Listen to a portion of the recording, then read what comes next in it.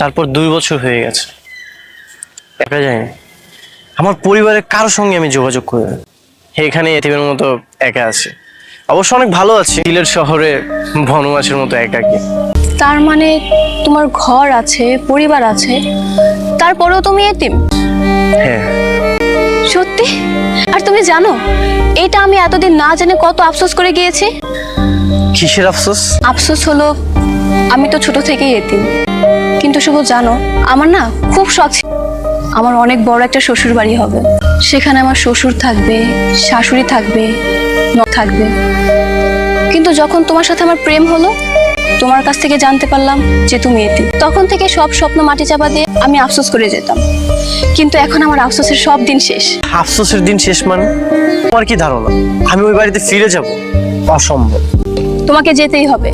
না না, আমি কখনোই ওই বাড়িতে ফিরে যাব না। এমন অহংকারী জিদ্দি বাবার কাছে কখনোই যাব, যার কাছে নিজের সন্তানের চেয়ে বংশ পরিচয়টা অনেক বড়।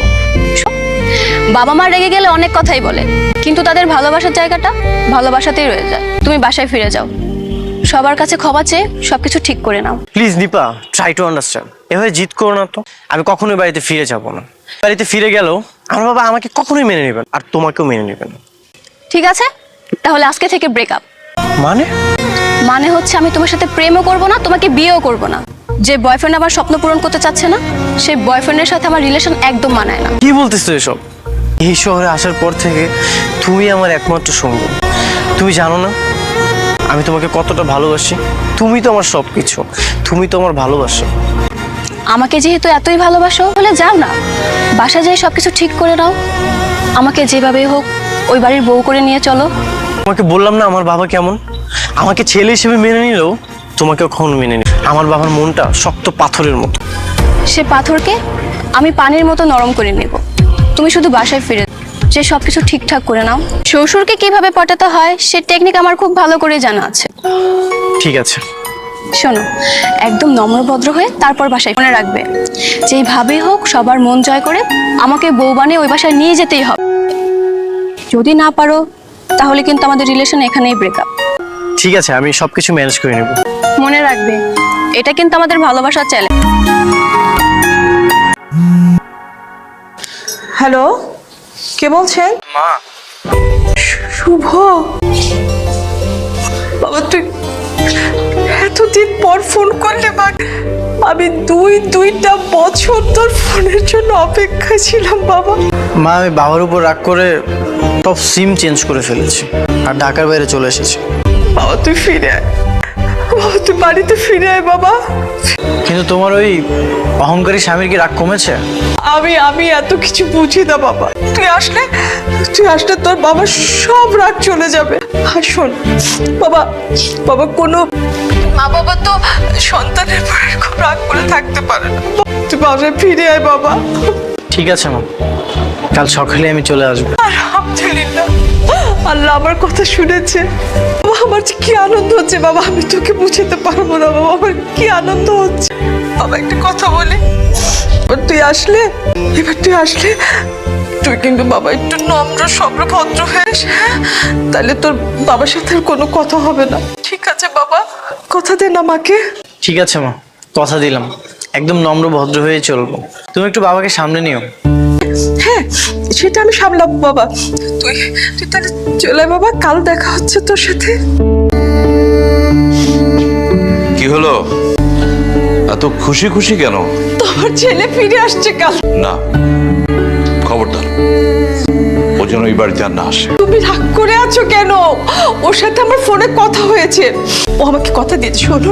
শোনো না ও আচ্ছা, তুমি কেন কষ্ট করে ঢাকাতে এসেছো? আরে আমার শ্বশুর বাড়ি তো ঢাকাতেই হবে, আর 2 দিন পরে তো আমার এমনিতেই ঢাকা আসতে হবে, তাই আগে থেকে ঢাকাতে এসে নিজেকে মানিয়ে নিচ্ছি। কোথায় উঠেছো? তোমাকে বলেছিলাম না, আমার এক বান্ধবী, ওই যে নিশা, ও তো ঢাকাতেই থাকে, ওর বাসাতেই উঠেছি। যাক, ভালো করেছো। আর তোমাকে না দেখলেও না আমার ভালো লাগে না। আরে শুভ, তুমি? হ্যাঁ, আমি। কেমন আছো? এই তো আমি ভালো আছি। এতদিন কোথায় ছিল তুমি? বনবাসে ছিলাম। ওই যে আগের যুগের রাজারা সন্তানকে বনবাসে পাঠাতো না, সেখানে ছিল। আরে ধুর, কি সব বলো। আর এই মেয়েকে? ও ও হচ্ছে আমার বোনের রানী, বনবাসে গিয়ে ওর সাথে দেখা হয়ে গেছে। এই এসব কি বলছো? আর এই মেয়েকে? আরে এটাই তো সেই মেয়ে যাকে আই লাভ ইউ বলার দায়ে আমার বাবা আমাকে তেজ্যপুত্র করেছিল। ও, বুঝতে পেরেছি। কি এখনো কি সিঙ্গেল আছো নাকি মিঙ্গেল? না না, আমি এখন বিবাহিত। ও ঠিক আছে, তাহলে আর কি করার। অনেকদিন পর তো দেখা হলো তোমার সাথে, চলো না কোথাও একটু কফি খেয়ে আসি। না না, বরং তুমি একা বসে কফি খাও। আর তোমার তো হাজবেন্ড আছে, আর আমি নানান কাজে একটু ব্যস্ত তো এই জন্য। তুমি না অনেক চেঞ্জ হয়ে গেছো। ঠিক আছে থাকো, সামলাও। কি ব্যাপার? ওই মেয়ে সিঙ্গেল নাকি মিঙ্গেল তুমি এটা কেন জিজ্ঞেস করতে গেছো? ওই মেয়ে সিঙ্গেল হলে কি তুমি প্রেম করতে? না না, এমন কিছু না, আমি এমনি জিজ্ঞাসা করেছিলাম। শোনো, খবরদার খবরদার, আমি বলে দিচ্ছি, আমি ছাড়া যদি কোনো মেয়ের দিকে তুমি তাকিয়েছো না, তাহলে তোমার বাবার থেকে বেশি করা আমি হয়ে যাব। এ তো দেখছি জলে কুমির ডাঙায় বাঘ। ঠিক আছে, তারপর বলো বাসার আপডেট কি? সবকিছু ঠিকঠাক? কি আর আপডেট, বাবা বাবার মতোই আছে। বাবা বাবার মতো আছে বললে তার হবে না, তাই না? তোমার তো বাবার সাথে ফ্রি হতে হবে। তুমি যদি বাবার সাথে ফ্রি না হও, তাহলে আমার কথা বলবে কি করে? আমি হব বাবার সাথে ফ্রি? এটা তো অসম্ভব।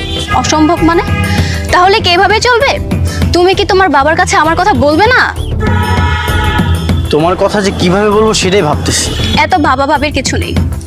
তুমি যে দ্রুত তোমার বাবার কাছে আমার কথা বলে দাও, বলে দেবে তুমি একটা মেয়েকে খুব পছন্দ করো আর তুমি তাকেই বিয়ে করবে। এই কথাটা বললেই আমার বাবা না লাথি মেরে আমাকে বাসা থেকে বের করবে। কেন? বাবা প্রেম ভালোবাসা এগুলো একদমই পছন্দ করে না।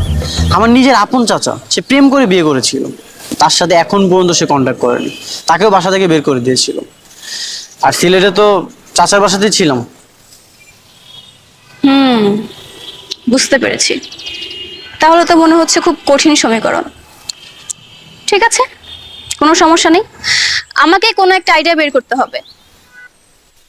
কি আইডিয়া?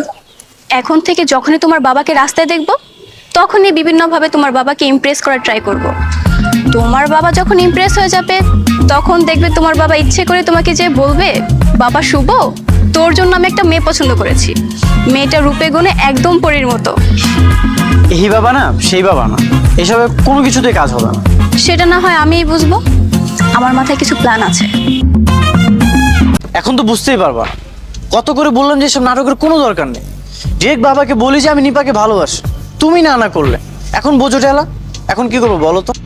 তোমার বাবা তো শুধু কথাই দিয়েছে, বিয়ে তো আর দিয়ে দেয়নি। তাহলে এখানে তো হাইপার হওয়ার কি আছে? শোনো নিপা, আমার বাবা কথা দিয়েছে মানে সেটা বিশাল ব্যাপার, আর এই কথা নড়চড় হওয়া তার জন্য অনেক অপমান। তাহলে এখন কি করব? কি আর করবো, চলো বাবার কাছে, আর কোনো ধানাই পানায় না, এখন ডিরেক্ট অ্যাকশন। তুমি কি তোমার বাবার সাথে ঝগড়া করবে? ঝগড়া না, যুদ্ধ করব। হয়তো তোমাকে সে মেনে নিবে, নয়তো আমি বাড়ি ছেড়ে চলে আসবো। সে তো তোমাকে আগে থেকেই বাড়ি থেকে বের করে দিয়েছে, তাহলে এখানে যুদ্ধের কি হলো?